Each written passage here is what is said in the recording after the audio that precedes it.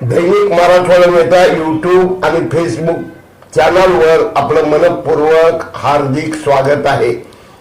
तुझं आहे तुझं पाशी तरी तू जागा चुकलासी अशा प्रकारची अवस्था या समाजाची झालेली आहे.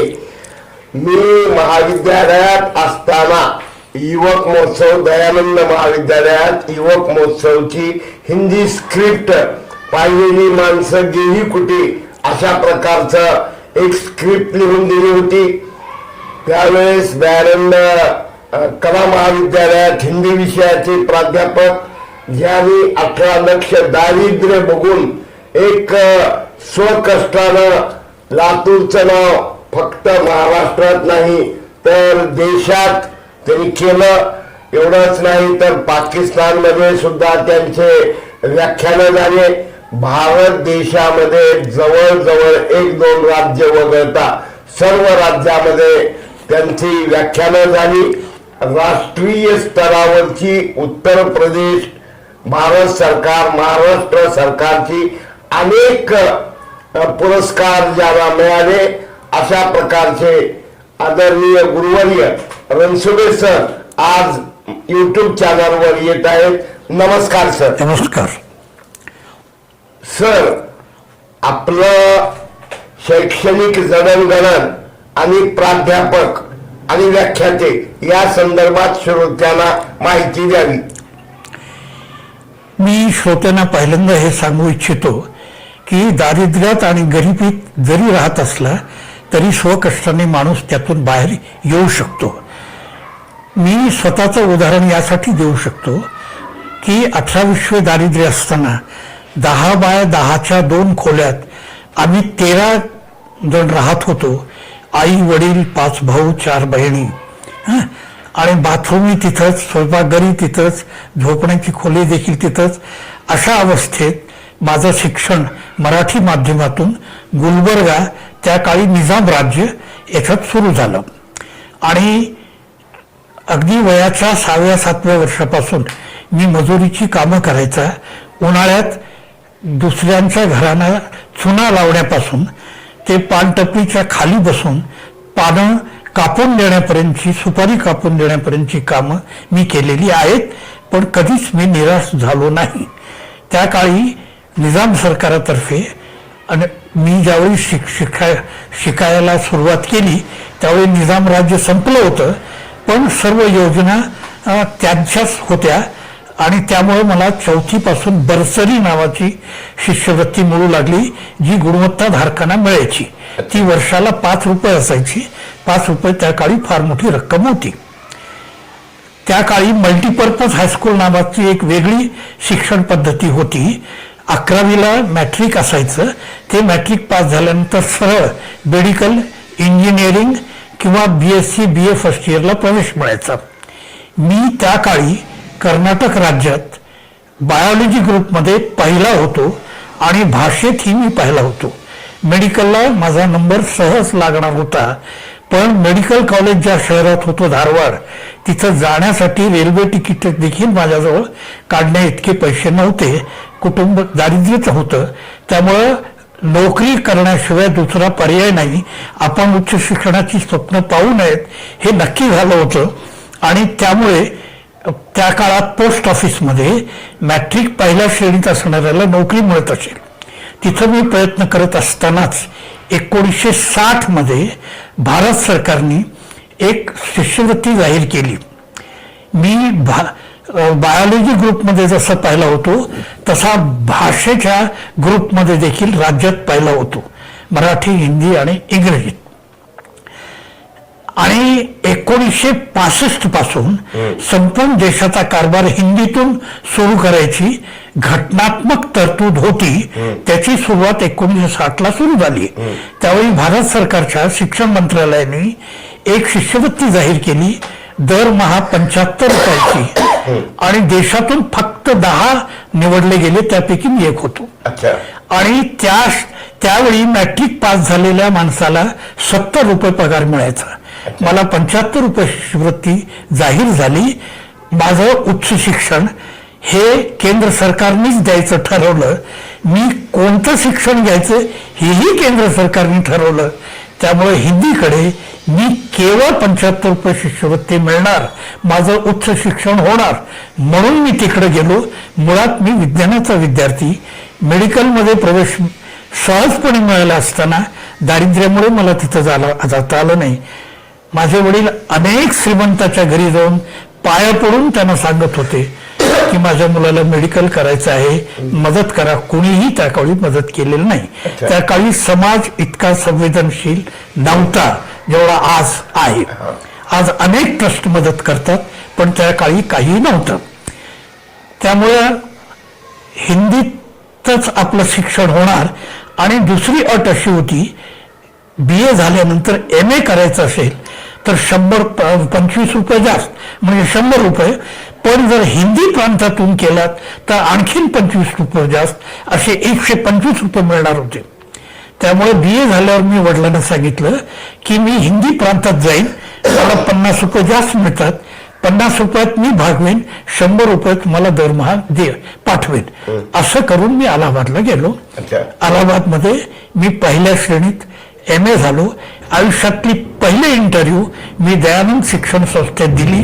28 जण इंटरव्ह्यू घ्यायला बसले होते. त्यावेळी संपूर्ण गव्हर्निंग काउन्सिल बसायची. शासनाचं कुठलंच नियंत्रण नव्हतं.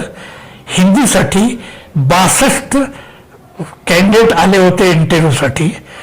माझं 3दा इंटरव्ह्यू झालं. विशेषतः रामगोपालजी राठी जे संस्थेचे सेक्रेटरी होते, ते हिंदी साहित्याचे अभ्यासक होते.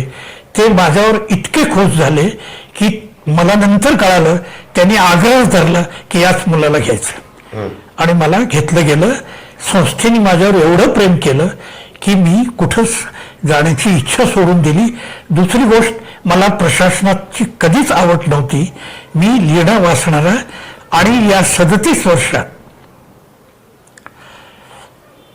इथं मी एक गोष्ट सांगू इच्छितो. प्राध्यापकाची नोकरी ही 8 तासाचीच आहे UGCच्या नियमानुसार, आणि 2 तास 3 तास शिकवणे, 2 तास प्रिमायसिस मध्ये बसणे मुलांच्या संवादासाठी, आणि 3 तास स्वतः अभ्यास करणे. या 8 तासाचा 37 वर्ष नोकरीत असेपर्यंत मी प्रामाणिकपणे 8 तास काम केलेलं आहे. या अर्थाने की मी 3 तास घरी अभ्यास करायचा, वाचन करायचा, लेखन करायचा. आजचे प्राध्यापक हे किती पाळतात हे त्यांनी स्वतःला प्रश्न विचारावा, है ना. तर त्या 3 तासात लेखन वाचन झालं. मला लिहिण्याची लहानपणापासून सवय आहे. मी शाळेच्या मॅगझिनमधूनही लिहित असे, आणि त्यामुळं माझं स्वप्न होतं आपण लेखक व्हावं. आणि मग मी लिहायला गेलो, ते छापलं गेलं, आणि आज भारतीय पातळीवर माझं नाव घेतलं जातं. अच्छा सर, आपण म्हणजे किती दैनिक, मासिक, पाक्षिकामध्ये लिखाण केलं? रिटायर होण्याच्या पूर्वी माझ्याकडे 28 मासिकं यायची, हिंदी मराठीचे. हे मलाही माहित नव्हतं. एकाने त्याचं प्रदर्शनच लावलं. म्हणजे जवळपास हिंदीच्या 30 ते 35 मासिकातून मी लिहिलंय. आणि आता अलीकडे मी मोजक्या 4-5 ह्याच्यातून लिहितो. सर, सध्या कुठल्या कुठल्या ह्याच्यामध्ये लिखाण चालू आहे? आत्ताचं जे लेखन आहे ते समीक्षेच्या जी नियतकालिक आहेत, ती पॉप्युलर नियतकालिक नाहीत. एकेकाळी मी धर्मयुग आणि सारिका या पॉप्युलर मासिकातून लिहायचं. आता तसे मासिकच राहिले नाहीत हिंदीत. इंग्रजीत आहेत, हिंदीत नाहीत. आणि जे आहेत ते साहित्य छापत नाहीत, मनोहर कहाणी वगैरे जे काही आहेत. त्यामुळं माझं लेखन विशिष्ट अशा विचाराला, साहित्याला वाहिलेल्या नियतकालिकातूनच येतं. सर, आपण वक्ते म्हणून कुठं कुठं म्हणजे आपण व्याख्यानं दिली? महाराष्ट्रातल्या सगळ्या विद्यापीठातून माझी व्याख्यानं झाली. मराठवाड्यातल्या जवळपास 70-80 कॉलेजेसमधून मी बोललोय. पुणे शहरातल्या जवळपास 10-12 महाविद्यालयातून मी बोललोय. मुंबईतल्या खूप, म्हणजे मला संख्याही माहीत नाही, बोललोय. मुंबई विद्यापीठ, SNDT विद्यापीठ, पुणे विद्यापीठ, नागपूर विद्यापीठ, या सगळ्या विद्यापीठातून माझी व्याख्यानं झालेली आहेत. अच्छा. आणि वेगवेगळ्या विषयावर व्याख्यानं झालेली आहेत.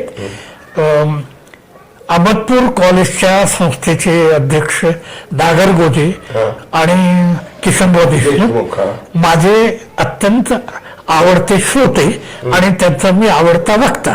त्यामुळे वर्षातून किमान 3दा मला बोलायचे आणि नागरगोजे खाली जमिनीवर पालथी मारून बसायचे. सरांचं व्याख्यान मी ऐकायला आलोय. तर मला मराठवाड्यातल्या लोकांनी खूप प्रेम दिलंय. किनवटचे खासदार उत्तमराव राठोड यांनी किनवटमध्ये माझी व्याख्यानं ठेवली. म्हणजे वेगवेगळ्या पातळीवर शैक्षणिक क्षेत्रातले, राजकीय क्षेत्रातले व्याख्यानं व्हायची. विलासराव देशमुख लातूरमध्ये साहित्यिक कार्यक्रम कोणी घेणार असतील त्याला आवर्जून सांगायचे, सरांना बोलवा, मला त्यांना ऐकायचे. इतकं प्रेम लोकांनी माझ्यावर केलेलं आहे. सर, आपण आपली ग्रंथ संपदा किती ग्रंथ आहेत आपण लिहिलेले? हिंदीत माझे 60 ग्रंथ आहेत. अच्छा. आणि मराठीत 7 ग्रंथ आहेत. मराठीत मी ललित लेखन केलेले. अच्छा. पुण्यनगरीत मी लिहिलं वर्षभर, एकमत मध्ये लिहिलं आणि केशरी मध्ये लिहिलं वर्षभर. तर त्याची पुस्तकं तयार झाली. नंतर वाचकांनी खूप मोठा प्रतिसाद मला दिला, मराठी वाचकांनी, आणि आजही ते देतात. आपल्याला पुरस्कार राज्य आणि राष्ट्रीय स्तरावरचे कोणकोणते मिळाले? राज्य स्तरावरचे पुरस्कार म्हणजे या महाराष्ट्रात राज्य हिंदी साहित्य अकादमी आहे, त्या अकादमीतर्फे मला 2दा पुरस्कार मिळालेत.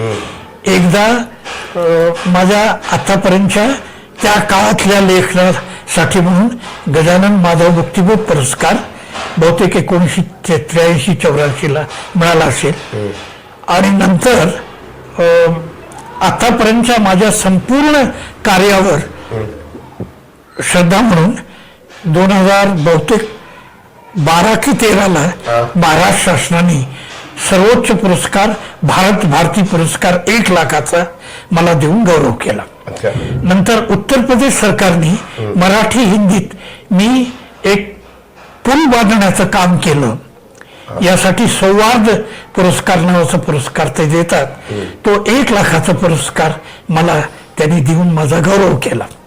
त्यानंतर साहित्य अकादमीने मला अनुवादाचा पुरस्कार देऊन गौरव केला. केंद्रीय हिंदी निदेशालयाने माझ्या एका अनुवादावर मला पुरस्कार दिला. आणि सगळ्यात प्रतिष्ठित आणि सगळ्यात मोठा पुरस्कार केंद्रीय हिंदी संस्थानाचा 5 लाख रुपयाचा पुरस्कार 2018 साली मला देण्यात आला. त्यामुळे मला खूप मोठा प्रेम मिळालं, सर्व पातळीवरचं प्रेम मिळालं. लातूरकरांनी तर माझं एवढं प्रेम केलं की मी 60 वर्षाचा रिटायर ज्यावेळी झालो तर एक भव्य असा कार्यक्रम त्यांनी केला, ज्याच्यात कमलेश्वर हे प्रमुख पाहुणे म्हणून आले होते. त्यानंतर माझ्या विद्यार्थी मित्रांनी माझी 75वी भव्य प्रमाणात साजरी केली, ज्याला हिंदीतले मराठीतले मोठे लेखक आलेले होते. मी ते हे सांगू इच्छितो, माझी एक बांधिलकी आहे ती ही की कुठल्याही माझ्या सन्मानाच्या कार्यक्रमात कोणताही राजकीय व्यक्ती येणार नाही. जो येईल तो साहित्याचाच राहील. मी ज्यावेळी रिटायर झालो त्यावेळी विलासराव मुख्यमंत्री होते. माझ्या काही विद्यार्थ्यांचा मित्रांचा आग्रह होता की मुख्यमंत्र्यांना आपण बोलूत. त्यावेळी मी म्हटलं तो कार्यक्रम मुख्यमंत्र्याचा होईल, माझा नाही. कारण मुख्यमंत्री आहेत म्हणून 1500 लोक आत येतील, त्यांचं व्याख्यान झाल्यावर लोक उठून जातील. माझा सन्मान करायचा असेल तर माझ्या क्षेत्रातला तो मुख्यमंत्रीच नाही, प्रधानमंत्री आहे, कमलेश्वर, त्याला बोलवा. आणि कमलेश्वरनी माझ्यावर एवढं प्रेम केलं की ते येण्यासाठी त्यांनी कसलंही मानधन घेतलं नाही. विमानातून स्वखर्चाने ते आले. औरंगाबादवरून आम्ही त्यांना कारमधून आणलं. अच्छा सर, मी तुम्हाला महाविद्यालयात विद्यार्थी असतानाही पाहिलं तुम्ही अनेक लिखाण म्हणजे ललित नाही, मला आठवतंय की एक पात्र होतं की आई वडील मुलाला सांगतात की राम असं आहे तसं आहे आणि ते कुठे गेलं सांग, हा एक पात्री अभिनय मी अनेक फतेहसिंग गायकवाडनी केला होता. हा अप्रतिम होता हा तो. त्याचा अभिनय झाल्यानंतर, कार्यक्रम झाल्यानंतर शिवराज पाटील आणि डॉक्टर कुकडे येऊन त्याचं अभिनंदन केले अप्रतिम अभिनयाबद्दल. आणि मी लेखक आहे म्हणल्यावर माझं खूप अभिनंदन केलं. अच्छा सर, आपण सर्व एवढं करत असताना शासनाच्या कुठल्या कुठल्या महामंडळावर, कमिट्यावर आपण काय काय उल्लेखनीय काम केलं? आता ते मी बोलणं कितपत योग्य आहे हा प्रश्न आहे.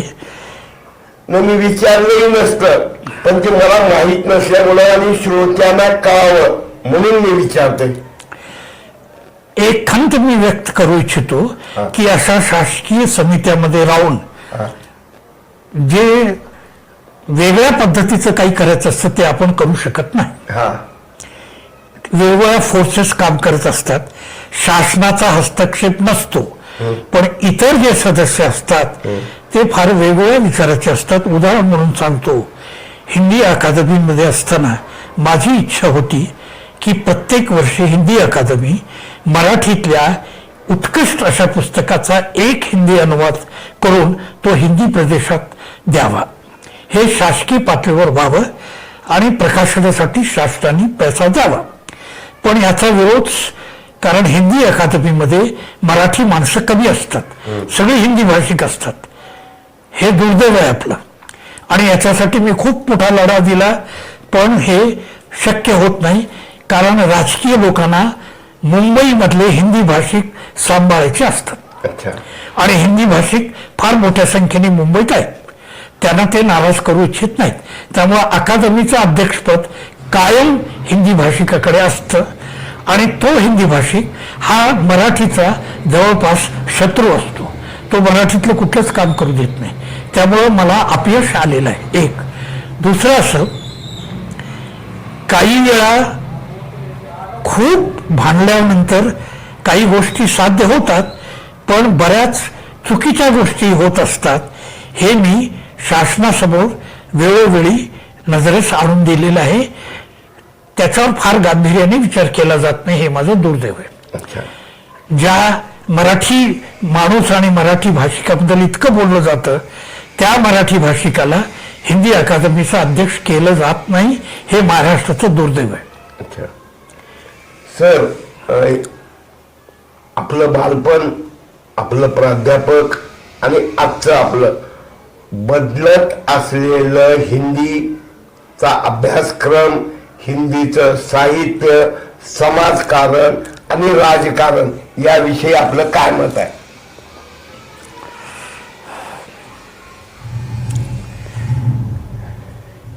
प्रश्न तसा अवघड नाही, पण आजच्या व्यवस्थेत हे अवघड प्रश्न आहे. कारण आजच्या व्यवस्थेत स्पष्टपणे मांडणी करणं दिवसेंदिवस अवघड होत चाललेलं.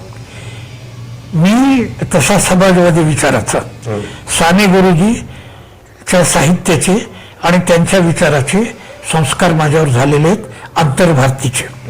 त्यामुळे माझा कल समाजवादी विचाराकडे असतो, डाव्या विचारसरणीकडे. पण पूर्ण डावा मी नाही आणि मी होऊ इच्छित नाही. देशात भाजप येण्यापूर्वी आम्ही मंडळी, माझ्या विचाराचे, हे आम्ही काँग्रेस विरोधी होतो, कारण त्यावेळी पर्याय होता. आता पर्याय नाही. त्यामुळे आता आम्ही जी मध्यममार्गी राजकीय पार्टी आहे काँग्रेस, याच्या सोबत आम्ही आता आलेलो आहोत.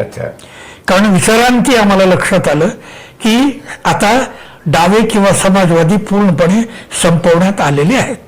आता जर या प्रतिगामी विचारसरणीला शह देऊ शकणारी विचारसरणी कुठली असेल तर ती मध्यवर्ती असेल, न डावीकडे न उजवीकडे, मध्ये असलेली अशी विचारसरणी काँग्रेसची आहे. त्यामुळे त्या बाजूनी आम्ही आहोत आणि अभिव्यक्तीचं संपूर्ण स्वातंत्र्य काँग्रेसमध्ये होतं, हे मी प्रत्यक्ष अनुभवलेलं आहे. आणि त्यामुळं मी त्या काळी जे जे लिहायचा त्याच्या विरोधात कधीही कोणी एक शब्द बोललेलो नाही. पण आज मात्र माझे मित्र हिंदी भाषी लेखक म्हणतात व्हॉट्सअपवर असे मेसेज पाठवू नका, तुम्ही अडचणीत या. हा. जरा फिरवून सांगा, डायरेक्ट काही बोलायचं नाही. अच्छा. अशी स्थिती आज आलेली आहे, मीडियावरही आलेली आहे. बरोबर आहे. आणि सामाजिक प्रश्नाच्या बाबतीत लातूरच्या सडकेवर आम्ही मोर्चे काढले, आंदोलनं केली. विद्यार्थ्यांच्या प्रश्नावर, हिंगोलेसवर मी अनेक गोष्टी करायचा प्रयत्न केला. पण तरुण पिढी आता अलीकडची साथ देत नाही. आधीची तरुण पिढी आम्हाला साथ द्यायची, आता साथ देत नाही. नाही, तरुण पिढी तर निवड निष्क्रिय आहे. म्हणजे आता नाही, एक तर कसं झालं, त्यांच्यासमोर कुठलंच भविष्य स्पष्ट नाही. तुमच्या पिढीसमोर कसं होतं की ग्रॅज्युएशन झाल्यानंतर वेगवेगळे क्षेत्र होते.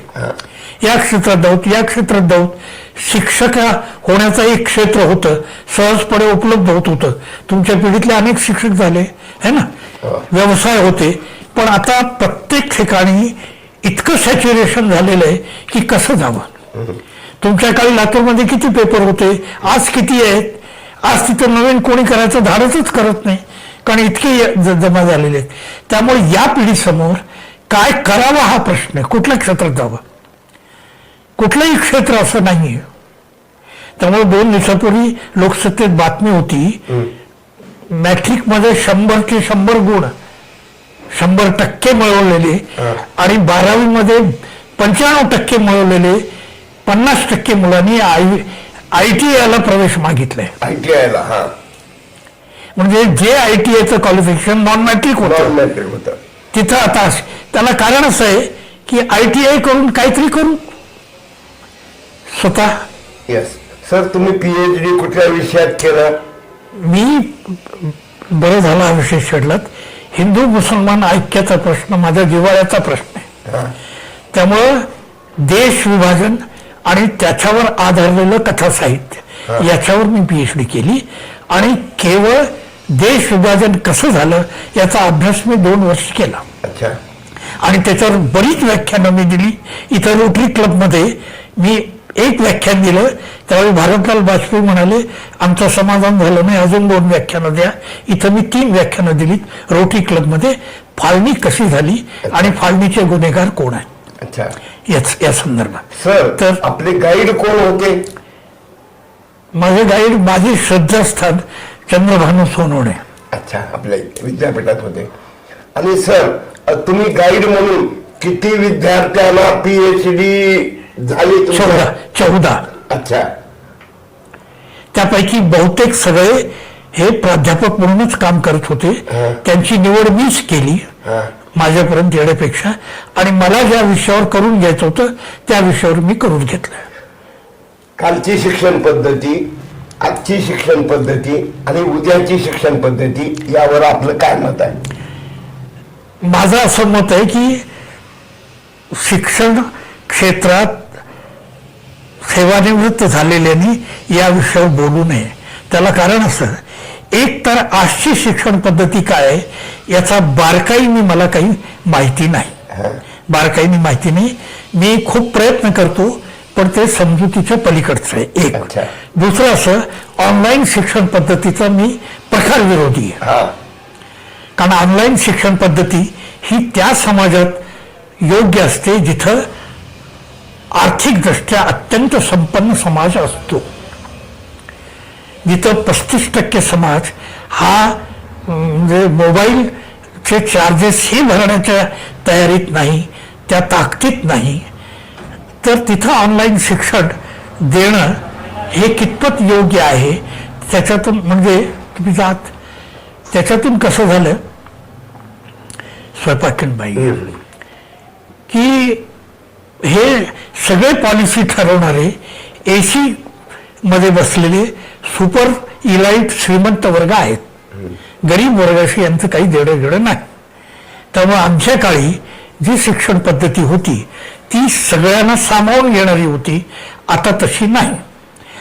दिल्ली विद्यापीठाच्या प्राध्यापकांनी मला कळवलं की दिल्ली विद्यापीठात BA फर्स्ट इयरला प्रवेश घेण्यासाठी आणि हॉस्टेलमध्ये राहून शिकण्यासाठी दरवर्षी 1,00,000 रुपये खर्च येतो. 1,00,000 रुपये. दिल्लीतल्या ग्रामीण भागातल्या तरुणांनी काय शिक्षण घ्यावं? BA वर. हो ना. पुढे भवितव्य काय? हा, पुढे भवितव्य काय? भवितव्य काय? दिल्लीत खोली घेऊन राहणं तर अशक्य. हॉस्टेलमध्ये राहून तिथं स्वयंपाक करून जेवायचं तरी 1,00,000 रुपये लागतात. सर, एक अवघड प्रश्न विचारतो की तुम्ही दयानंद म्हणजे सर्व जाती धर्म आर्य समाज वगैरे होतं, दिवसेंदिवस जातीयवाद हा प्रचंड वाढत चाललेला आहे. याला जसं फाळणी कशामुळे झाली, पुन्हा एकदा भारत हा जातीयवादामुळं प्रांतवादामुळं आणि भ्रष्टाचारामुळं फाळणीच्या ह्याच्यावर आलाय असं तुम्हाला वाटतंय का? नक्कीच वाटतं, पण त्याची कारणं ही नाहीत. सध्या ज्या पद्धतीने केंद्रीय सत्ता काम करते ना, त्याच्यामुळे दक्षिण भारत खूप नाराज आहे. मला भीती अशी आहे, आणि एका पत्रकाराने 6 वर्षापूर्वी, तो अंक माझ्याकडे इंग्रजीचा, त्यांनी असं जाहीर केलं होतं की 2025 पर्यंत या देशाचे किमान 5-6 तुकडे होतील.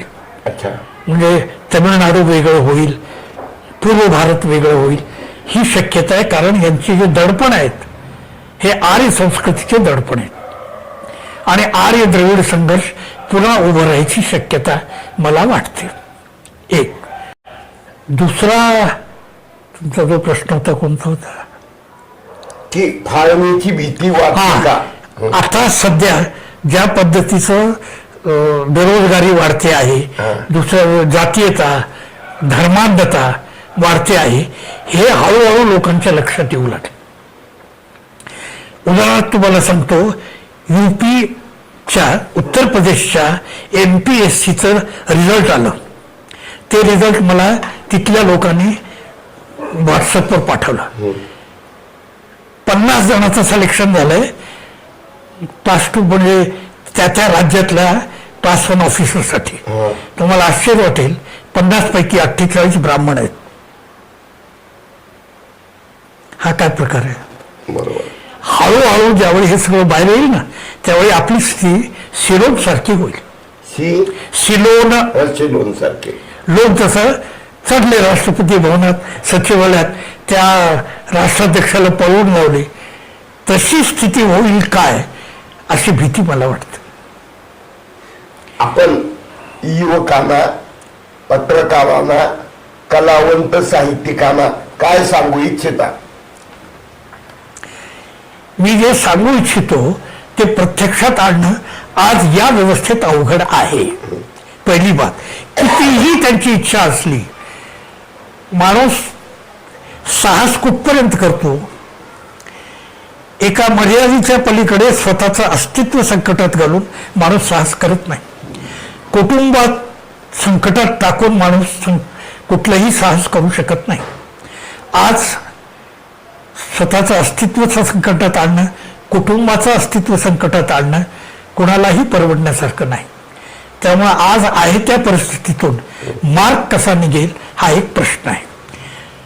त्याचं साधं उत्तर माझ्याकडे आहे असं की व्होकल पब्लिसिटी ज्याला म्हणतात, आपण आपल्या मताची माणसं सतत उभं करायचा प्रयत्न करायचा आणि हे मतपरिवर्तन मतदानाच्या माध्यमातून जर झालं तर मग काहीतरी आशा आहे. कारण आपल्याकडे एकच शस्त्र आहे, मतदान. दुसरं कुठलंच शस्त्र आपल्याकडे. व्यवस्था बदलण्याचं एकच शस्त्र आहे. तुम्ही जर कंटाळलं नसाल तर अगदी छोटी एक राम मनोहर लोहियाची कथा सांगतो. राम मनोहर लोहिया लोकशाहीचं महत्व पटवून देण्यासाठी सांगायचे. खेड्यातला एक मुलगा शहरात शिकायला गेला, नंतर आला, खूप थकून आला, सकाळी झोपलो तर आई झाडत होती. तो आईवर रागवला, कशाला रोज रोज झाडतेस, 4-5 दिवसातून एकदा झाड ना, तुलाही त्रास मलाही त्रास. तर ती आई म्हणाली, जर रोज नाही झाडलं तर कचरा जमा होईल, घाण होईल आणि ती घाण आपल्या श्वासोश्वासासाठी घरी जाईल आणि आपण आजारी पडू. लोहिया म्हणायचे की देश घाण होत असतो दर 5 वर्षाला. ते घाण स्वच्छ करण्यासाठी आम्ही झाडू दिली, मतदान रूपी झाडू. ह्याच झाडू शब्दाचा वापर आम आदमीच्या केजरीवालनी केला. अच्छा तो बोल शब्द लोहियांनी दिलाय अच्छा की आम्ही या देशाच्या प्रत्येक नागरिकाच्या हातात एक झाडू दिलाय, दर 5 वर्षात झालेली घाण स्वच्छ करा. तुम्ही जर घाण स्वच्छ करत असाल, तीच ती घाण पुन्हा आणत असाल, तर तुम्ही सगळं सापडणार. आता काय करायचं तुम्ही ठरवा, एवढंच मला म्हणायचं. सरांनी अत्यंत कमी कालावधीत वेळ देऊन खूप मौलिक आणि परखड आणि निर्भीड, मला वाटतं आजपासून 40 वर्ष अगोदर जेवढी आक्रमकता कमिटमेंट होती तेवढीच आज आहे. आणि हे सर्व करत असताना संघर्ष करा आणि मरा अशी भूमिका न घेता समीक्षक म्हणून वास्तववादी, हे केलं तर हा धोका आहे, हे केलं तर हा धोका आहे, आणि म्हणून सगळ्याला अस्तित्वाची लढाई लढावी लागत आहे. आणि जो गंभीर धोका की भारताची अवस्था शिलोन सारखी होऊ शकते, ही सुद्धा एक घंटाच त्यांनी सांगितलेलं आहे. मी सर्व युट्यूबच्या श्रोत्यांना विनंती करतो, आपण ऐका, फॉरवर्ड करा, शेअर करा. आणि सरांना नतमस्तक होतो की सर, आपण ज्या पद्धतीने माझ्यावर महाविद्यालयात, मी जरी कॉमर्सचा विद्यार्थी होतो पण वादविवाद स्पर्धा NSSच्या माध्यमातून माझ्या अनेक आठवणी मला आजही आठवतात. आणि मातृप्रेम आणि पितृप्रेम खऱ्या अर्थानं तुम्ही दिलेलं आहे. आजही तुमची कमिटमेंट पाहिल्यानंतर आम्ही आपल्या वाटेने एक पाऊल सुद्धा चालू शकत नाहीत, एवढे कमजोर मनानं झालेले आहोत. पण आज जवळजवळ 80व्या वर्षापर्यंत आपण अत्यंत आत्मविश्वासानं हम होंगे कामयाब, पुरा है विश्वास, या भूमिकेतून तुम्ही वागत आहात, जगत आहात. मी श्रोत्यांना विनंती करतो, आपण हे भरपूर शेअर्स करा, फॉरवर्ड करा, लाईक करा. नमस्कार सर. नमस्कार.